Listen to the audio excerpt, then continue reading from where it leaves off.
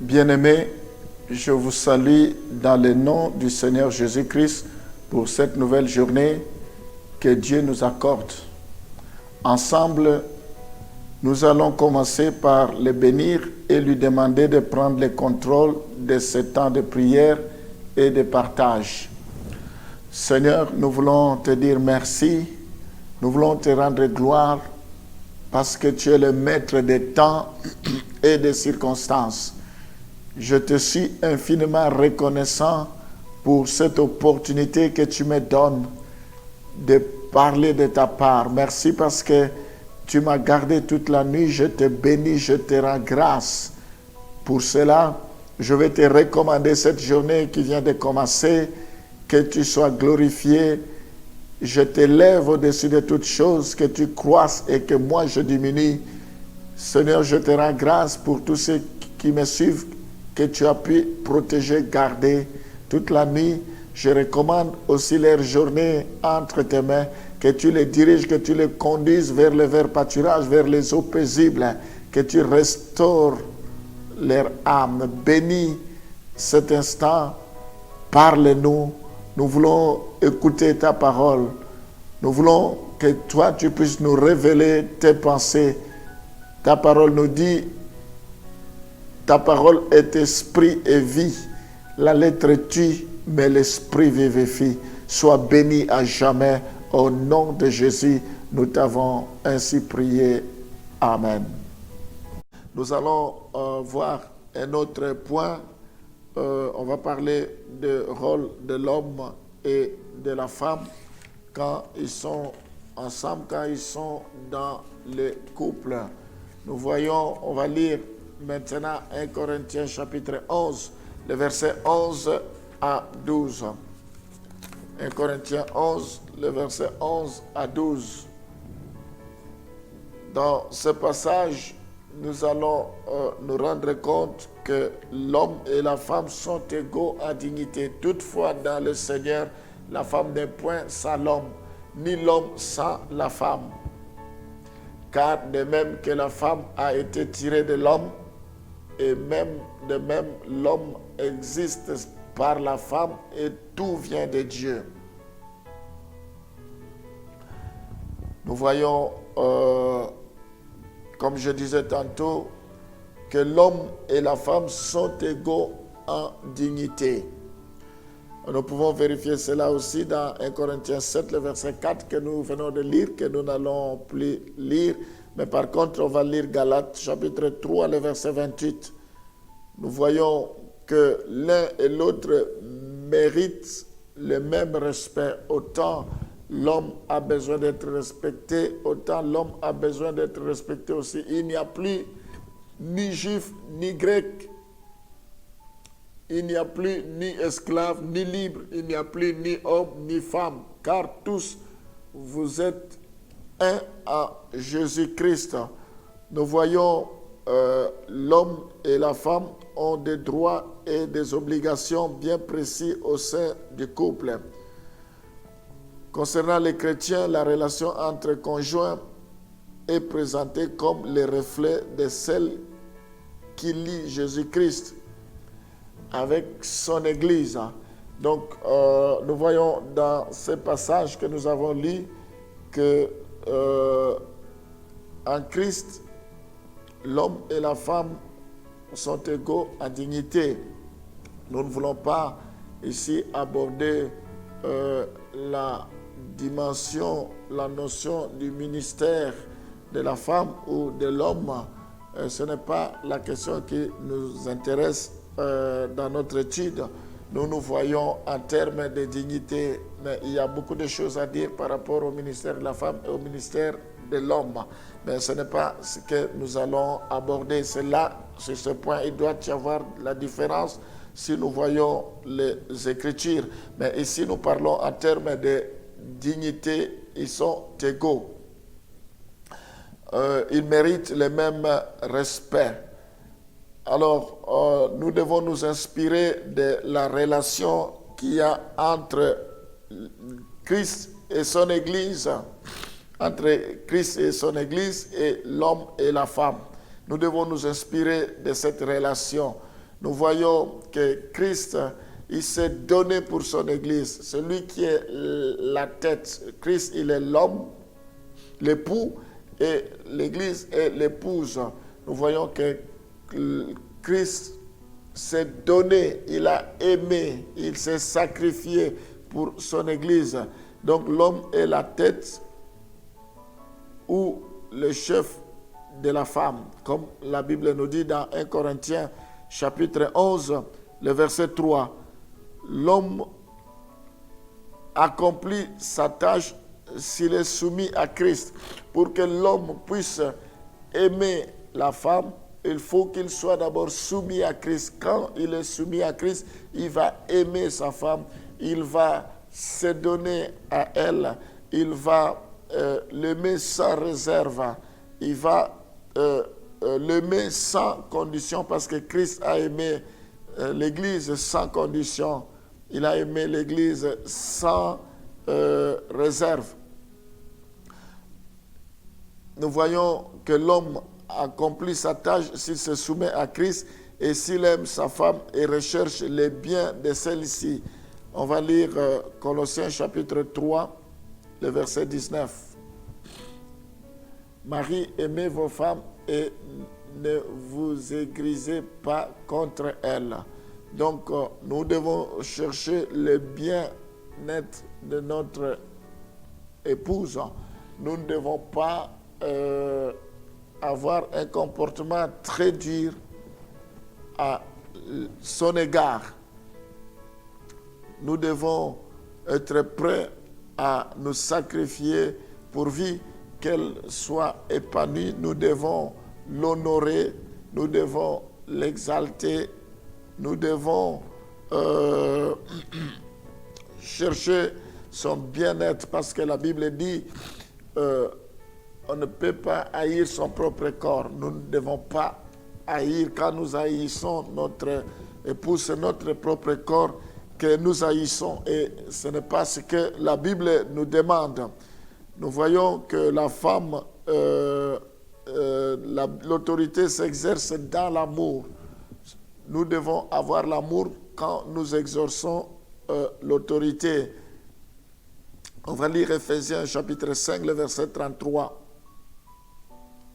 Nous voyons aussi que la femme remplit le verset, nous dit du reste que chacun de vous aime sa femme comme lui-même et que la femme respecte son mari. Nous voyons que l'homme doit aimer sa femme comme lui-même et la femme doit respecter son mari. La femme remplit sa mission en se soumettant par amour. Donc, la femme a besoin de se soumettre d'abord à Christ. Ensuite, il va se soumettre à son mari et il va le faire par amour à son mari. Ephésiens chapitre 5, le verset 22 à 24. Femmes, soyez soumises à vos maris comme au Seigneur. Car le mari est le chef de la femme, comme Christ est le chef de l'homme, qui est son corps et dont il est le sauveur. Or, de même que l'Église est soumise à Christ, les femmes aussi doivent l'être à leur mari en toutes choses. Nous voyons que la Bible demande aux femmes de se soumettre en toutes choses, uniquement à leurs maris, qui sont leurs propriétés privées. Nous voyons qu'ils doivent le faire comme s'ils le faisaient au Seigneur. Il est important que cela se fasse dans l'amour. Selon la Bible, la femme remplit sa mission en se soumettant par amour à son mari, c'est-à-dire en reconnaissant son autorité, mais sans servile, tout en gardant sa personnalité et en la laissant s'épanouir. Ce n'est pas pour qu'elle soit écrasée ou qu'elle soit dominée. Non, ça doit se faire avec amour. Colossiens chapitre 3, le verset 18. Colossiens chapitre 3, nous allons lire Colossiens chapitre 3, le verset 18, femmes, soyez soumises à vos maris comme il convient dans le Seigneur. Donc, c'est comme en se soumettant à son mari, c'est au Seigneur qu'on se soumette. C'est comme si on le faisait au Seigneur. Alors, nous allons passer au point suivant concernant la camaraderie et amitié. Les revendications normales de la sexualité et ses manifestations corporelles ne doivent pas culpabiliser celui ou celle qui les ressent. C'est normal, comme nous avons dit, quand Dieu a créé l'homme et la femme, il les a bénis, il a dit multipliez-vous. Donc quand il y a des revendications normales de la sexualité et les manifestations corporelles ne doivent pas culpabiliser celui ou celle qui les ressent. Mais elles nécessitent la vigilance et la soumission à Dieu dans l'usage qui en est fait. C'est normal que nous ayons des besoins, des sentiments, mais il faut que cela soit dans un cadre légitime. Dans la pensée biblique, le corps n'est pas mauvais en soi. Il n'est pas le siège du mal. Nous allons lire 2 Pierre chapitre 1, le verset 6. Les contacts entre jeunes doivent être naturels. Cependant, chacun doit être conscient que toute marque d'affection engage la responsabilité de celui ou de celle qui la donne. Chaque manifestation, appuyer un regard, prendre la main, s'embrasser, avive et stimule les sentiments de part et d'autre et laisse une impression permanente. Donc, nous devons veiller sur la camaraderie et l'amitié parce que tous gestes peuvent laisser penser des choses. Dans 2 Pierre chapitre 1, le verset 6, à la science, la tempérance, à la tempérance, la patience, à la patience, la piété. La Bible nous demande d'être sages. Avant de manifester des sentiments, il convient de maîtriser son impulsion. Nous devons avoir la maîtrise de soi. Dans Galates chapitre 5, le verset 22, la Bible nous parle de fruits, mais le fruit de l'esprit, c'est l'amour, la joie, la paix, la patience, la bonté, la bénignité, la fidélité, la douceur, la tempérance. L'esprit n'est pas contre ces choses. Nous pouvons voir Romains chapitre 8, le verset 12. Nous devons placer la question devant Dieu. Nous devons nous soumettre nos passions devant le Seigneur. Ainsi donc, frères, nous ne sommes point redevables à la chair pour vivre selon la chair. La Bible nous conseille de marcher selon l'esprit.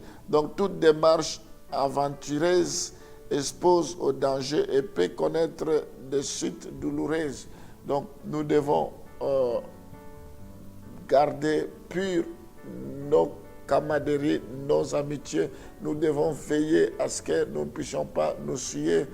Nous devons veiller à ce que nous ne puissions pas donner l'accès au diable. Nous devons demander le fruit de l'esprit pour que cela nous habite, pour que cela puisse veiller sur nos relations de camaraderie et d'amitié. Seigneur, nous te disons merci, nous te rendons gloire parce que la lettre tue, mais l'esprit vivifie. Seigneur, merci pour ta parole parce qu'elle est comme pour nous le code de la route. Nous avons besoin de marcher selon ta parole. Oui, Seigneur, quelles que soient nos a priori, quelles que soient nos appréhensions, quelles que soient nos peurs, nous voulons que cela tombe. Nous voulons faire rien que ta volonté. Nous voulons nous lancer, Seigneur, que tu nous aides, que tu viennes à notre secours que tu viennes à notre imperfection, Seigneur. Je prie pour que tu bénisses tous ceux qui vont se lancer. La Bible dit que le mariage soit honoré de tous, que le lit conjugal soit exempté de toute souillure. Oh Seigneur, préserve chacun de tes enfants jusqu'à ce qu'ils se marieront. Que tu te glorifies. La Bible dit, si l'Éternel ne bâtit, celui qui bâtit, bâtit en vain. Nous voulons te placer au centre, Seigneur. Je prie pour que tu puisses guider, que tu puisses éclairer tous ceux qui te demandent jour et nuit, tous ceux qui ont besoin de se marier. Je prie pour que tu puisses briser la solitude, que tu puisses chasser tout esprit de célibat, Seigneur. Oh Père, je prie pour que, parce que ta parole nous dit que c'est ta volonté que l'homme puisse se marier, parce que la Bible dit deux valent mieux qu'un, Seigneur. Je prie pour que tu puisses consoler tes enfants. Il y a des choses que tes enfants doivent bénéficier ici sur la terre, parce qu'au ciel, il n'y aura pas de mariage. Le mariage s'arrêtera ici sur la terre. Je prie pour que tu leur fasses cette grâce de pouvoir se marier, qu'ils soient heureux, que tu les bénisses. Je pense aux couples qui sont mariés et qui ont besoin des enfants. Tu as dit multipliez-vous, remplissez la terre. Il n'y a pas de raison qu'il n'y ait pas des enfants. Ta parole nous dit qu'en Israël, il n'y aura pas de femmes stériles. Toutes les femmes qui étaient stériles ont fini par concevoir, par avoir des enfants. Fais-le également pour tes enfants. Tu es le Dieu des miracles. Je prie pour que le ciel leur soit ouvert, que tu arroses leur vie, qu'ils conçoivent, qu'ils aient des enfants, Seigneur. Je prie pour que l'ange puisse le visiter pour leur annoncer une bonne nouvelle, comme au temps de Marie qui avait trouvé grâce. Je prie pour que les couples qui ont besoin des enfants trouvent grâce, qu'ils puissent avoir des enfants. Je les bénis maintenant, qu'ils se multiplient, que l'impossible devienne possible. Au nom de Jésus, glorifie-toi, Seigneur, pour ta seule gloire. Je bénis les enfants, que les enfants soient élevés selon ta volonté, qu'ils puissent te connaître, qu'ils puissent te servir, que leurs enfants soient des enfants spéciaux pour ta seule gloire. Spéciaux, sois bénis au nom de Jésus. Nous t'avons ainsi prié. Amen.